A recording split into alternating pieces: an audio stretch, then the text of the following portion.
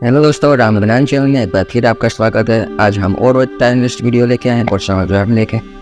चलो दोस्तों शुरू करते हैं। पहला सवाल है कि कोई सकम भाव से गाय माता को खिलाता है तो क्या होता है।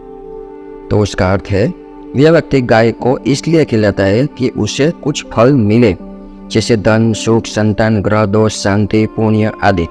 यदि मन में मुझे इसका लाभ मिलेगा का भाव है तो इसका प्रभाव यह रहता है कर्म शुभ रहता है, क्योंकि वह जीव सेवा कर रहा है। लेकिन यह बंधन उत्पन्न करता है, जैसे पेड़ में फल लगते हैं पर पेड़ बंध जाता है ऋतु और परिणाम से। दूसरा है ग्रहों पर असर। शुक्र, चंद्र, गुरु जैसे शुभ ग्रह थोड़े शांत और अनुकूल हो जाते हैं, क्योंकि दया, प्रेम, करुणा के भाव सक्रिय होते हैं।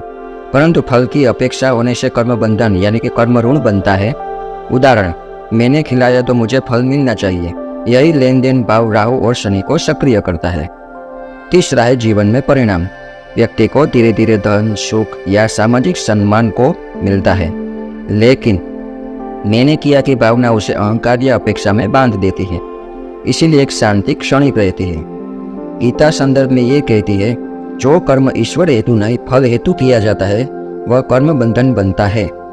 अब दूसरा सवाल है, जब कोई व्यक्ति निष्काम भाव से गाय माता को रोज खिलाता है तो क्या होता है। तो उसका जवाब है, वह व्यक्ति गाय को इस भाव से खिलाता है कि गाय में ईश्वर का अंश है। मैं केवल माध्यम हूँ, ना पुण्य की इच्छा न फल की कामना, केवल सेवा भाव। और इसका प्रभाव क्या रहेगा, चलो देखते हैं। पहला, कर्म शुद्धतम बनता है।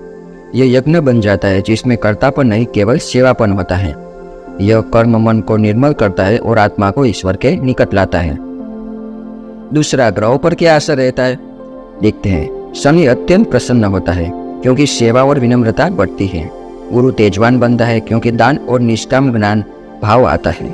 चंद्र और शुक्र स्थिर होकर मन में करुणा और आनंद लाते हैं। राहु केतु जैसे ग्रह जो भ्रम और अहंकार बढ़ाते हैं वे शांत हो जाते हैं, क्योंकि मैं की भावना मिट जाती होती है।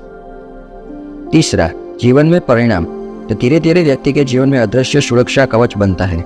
संकट आने पर भी ईश्वरीय सहायता तुरंत मिलती है। व्यक्ति के चेहरे पर तेज, मन में शांति और जीवन में सहज प्रवाह आ जाता है। फल अपने आप मिलने लगते हैं, लेकिन व्यक्ति अब फल में नहीं अटकता है। गीता क्या कहती है, देखिए। गीता में ऐसा ही कहा है, तेरा अधिकार केवल कर्म पर है, फल पर नहीं।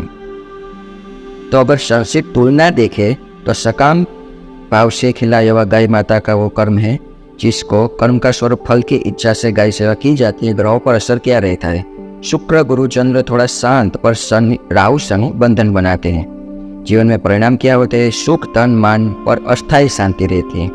वही कार्य निष्काम भाव से किया जाए और केवल ईश्वर सेवा भाव से गाय सेवा की जाए तो ग्रहों पर असर गुरु, शनि, चंद्र, शुक्र सभी शुभ प्रभाव देते हैं और जीवन में परिणाम यही रहता है, स्थायी शांति, आत्मबल, ईश्वरीय कृपा, कर्म बंधन से मुक्ति मिल जाती है। तो अभी उदाहरण से समझते हैं। चलो, एक साधु और एक व्यापारी रोज गाय को चारा खिलाते थे। व्यापारी मन ही मन सोचता था, गाय माता को खिलाऊंगा तो व्यापार बढ़ेगा। साधु बस इतना कहता, ईश्वर की सेवा का अवसर मिला, धन्य हो। कुछ महीनों बाद व्यापारी का व्यापार सच में बढ़ा, लेकिन मन चिंता से भर गया। कल दूध न दूं तो नुकसान न हो जाए। वही साधु का जीवन वैसा ही रहा, पर चेहरे पे दिव्य शांति थी, क्योंकि पहला कर्म बंधन था और दूसरा मुक्ति का मार्ग। तो आज के वीडियो में बस इतना ही। आपको कुछ भी सीखने को मिला हो तो इस वीडियो को लाइक करें, शेयर करो, सब्सक्राइब करें। कमेंट बॉक्स में जय श्री राम लिखना मत भूलिए। ऐसे ही टाइमलेस वीडियो आते रहेंगे। आप सीखिए, दूसरों को भी सिखाइए। आप भी माध्यम बनिए ईश्वर के कार्य का।